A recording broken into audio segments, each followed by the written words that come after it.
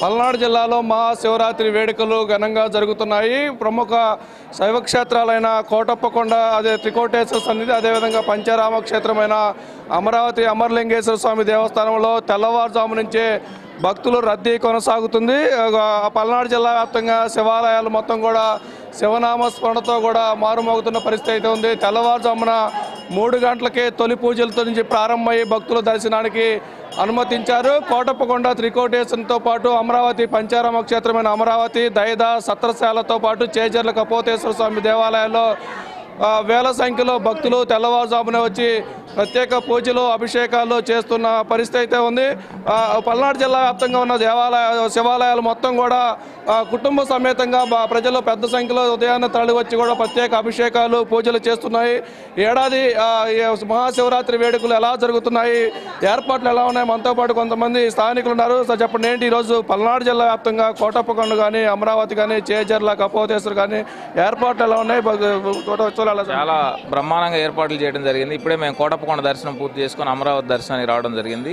కోటప్పకొండలో ఎంతో అంగరంగ వైభవంగా దేవస్థానం అలంకరణ కానీ, అలాగే భక్తులకు కావాల్సిన సదుపాయాలు కానీ ఎక్కడా కూడా తొక్కిసలాట లేకుండా, ఎక్కడ ఒత్తిడి లేకుండా చాలా సాఫీగా సజావుగా కూటమి ప్రభుత్వంలో అధికారులు అందరూ సమన్వయంతో పనిచేస్తూ ఉన్నారు. అలాగే అమరావతిలో ఈరోజు ఇక్కడికి వచ్చిన తర్వాత కూడా దర్శనం కూడా బ్రహ్మాండంగా జరిగింది.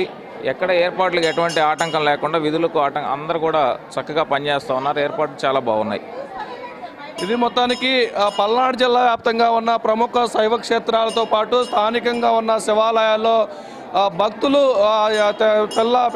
తల్లిదండ్రులతో పాటు పిల్లలు, వృద్ధులు సైతం కూడా ఉదయం తెల్లవారుజాము నుంచే శివాలయాలకు వచ్చి ప్రత్యేక అభిషేకాలు పూజలు చేస్తున్న పరిస్థితి అయితే ఉంది. ఇక కోటప్పకొండకు వేలాదిగా తరలి వస్తున్న భక్తులకు ఎలాంటి ఇబ్బంది లేకుండా అక్కడ దేవాదాయ శాఖ కానీ, అధికార యంత్రాంగం కానీ పూర్తి స్థాయిలో ఏర్పాట్లు చేశారు.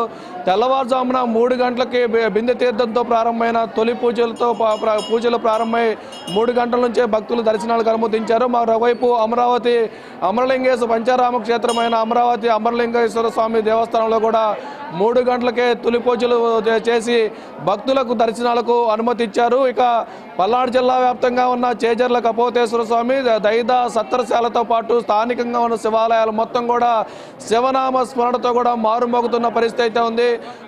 గంటకు పెరుగుతున్న భక్తులకు ఎలాంటి అసౌకర్యాలు, ఇబ్బంది లేకుండా ఆలయ అధికారులు మాత్రం ఏర్పాట్లు చేశారు. అందరికీ శివయ్యను దర్శనం చేసుకునే భాగ్యం కల్పించే విధంగా కూడా అక్కడున్న దేవాదాయ శాఖ అధికారులు అయితే ఏర్పాటు చేస్తున్న పరిస్థితి అయితే ఉంది. ఇది మొత్తం పల్నాడు జిల్లాలో ఉన్న మహాశివరాత్రి వేడుకలకు సంబంధించి.